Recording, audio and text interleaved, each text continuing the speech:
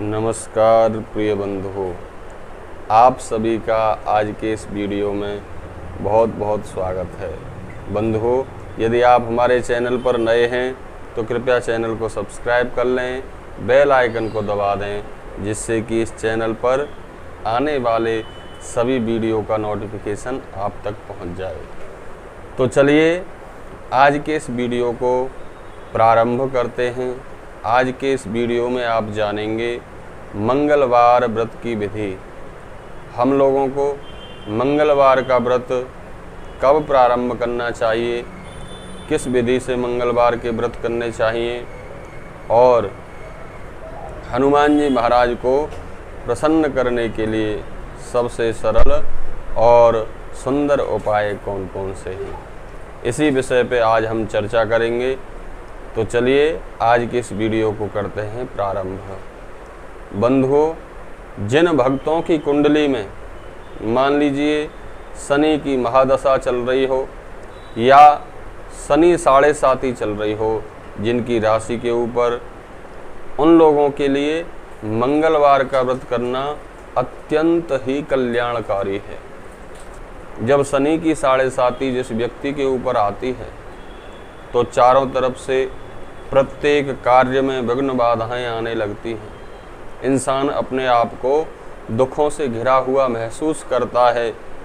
अगर ऐसी स्थिति में कोई व्यक्ति श्री हनुमान जी महाराज के शरण में चला जाए, उनकी भक्ति करे, उनके व्रत करे, तो हनुमान जी जो हैं वह अष्ट सिद्ध नवनिधि के दाता, असबर दीन जानकी माता, वह अष्ट सिद्धियों को देने वाले हैं और 9 निधियों के दाता हैं। इसलिए जो हनुमान जी महाराज की शरण में चले जाते हैं भक्त, हनुमान जी उनको प्रत्येक कष्टों से बहुत शीघ्र ही छुटकारा दिला देते हैं। तो जिन भक्तों को मंगलवार का व्रत प्रारंभ करना हो, जिनकी कुंडली में मांगलिक दोष हो, मांगलिक दोष को दूर करने के लिए भी मंगलवार के व्रत किए जाते हैं।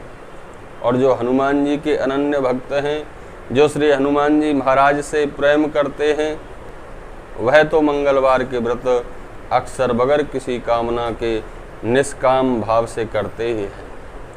तो मंगलवार के व्रत हम किसी भी शुक्ल पक्ष के मंगलवार से प्रारंभ कर सकते हैं।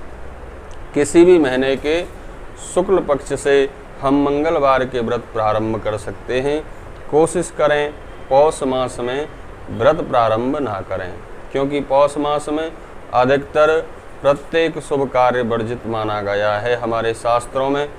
तो पौष मास में मंगलवार का व्रत प्रारंभ ना करें। ध्यान रखें, शुक्ल पक्ष के किसी भी मंगलवार से आप मंगलवार का व्रत रख सकते हैं। जो लोग मंगलवार का व्रत करते हैं उनको एक बात का विशेष ध्यान रखना चाहिए कि व्रत करने से एक दिन पहले और जिस दिन हम व्रत करते हैं उस दिन और व्रत के अंत में एक दिन, अर्थात 3 दिन तक हमको ब्रह्मचर्य का पालन अवश्य ही करना चाहिए, मन से, वचन से और कर्म से।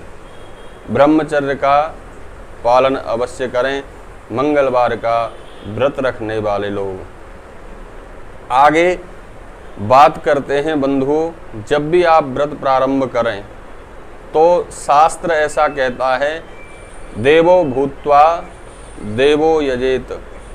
जैसे आप जिन देवी या देवता की आप पूजा कर रहे हैं, उनका व्रत कर रहे हैं, उनका अनुष्ठान कर रहे हैं, तो देवताओं की पूजा में हम उनके जैसे ही बनकर बैठ जाएं। तो कोशिश करें लाल रंग के वस्त्र या केसरिया रंग के वस्त्र व्रत वाले दिन हम धारण करें और एक पवित्र आसन लें।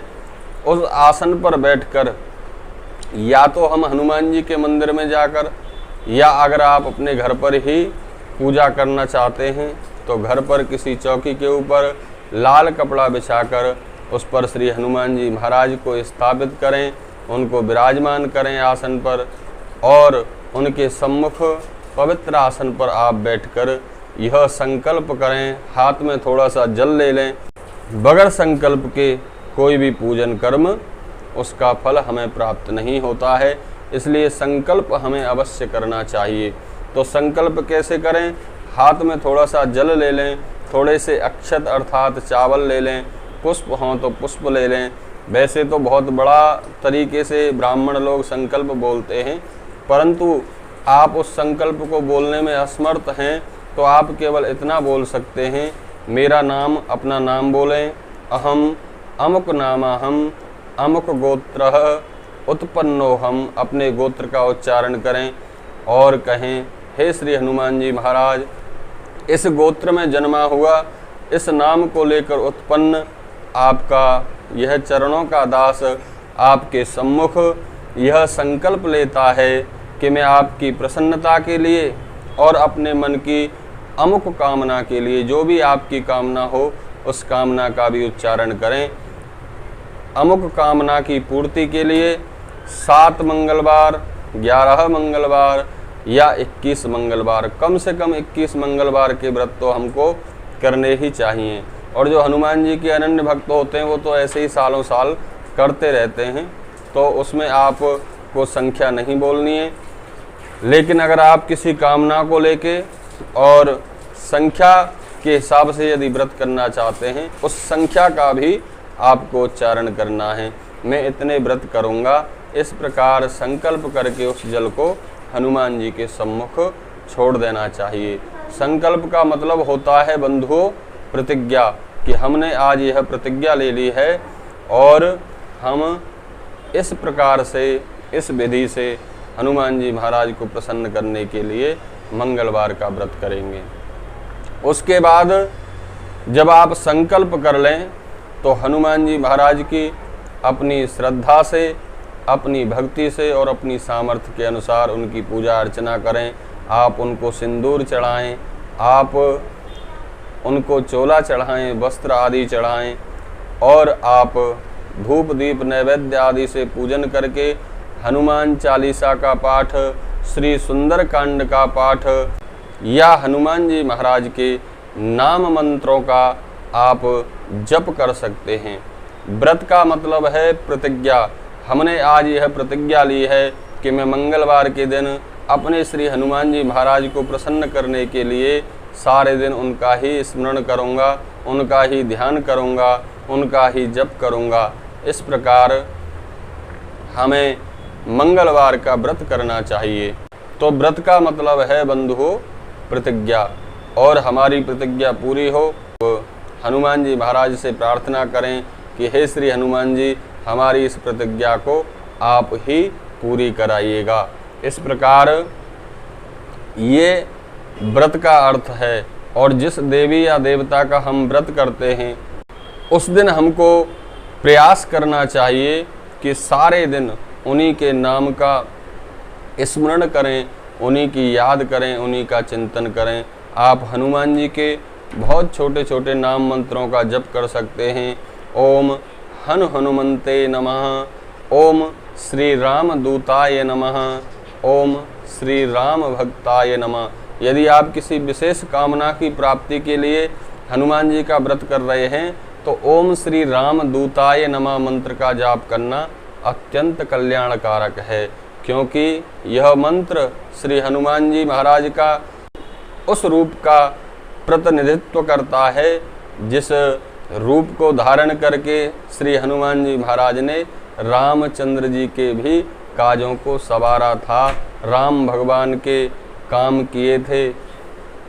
तो इस मंत्र का किसी कामना से यदि आप व्रत कर रहे हैं तो इस मंत्र का जप करना बड़ा ही असरदायक है, लाभप्रद है। तो आप ओम श्री राम दूताय नमः मंत्र का जप कर सकते हैं। अब बात करते हैं कि मंगलवार के व्रत में हमें क्या खाना चाहिए। बहुत लोग यह प्रश्न करते हैं कि मंगलवार के व्रत में क्या भोजन करें।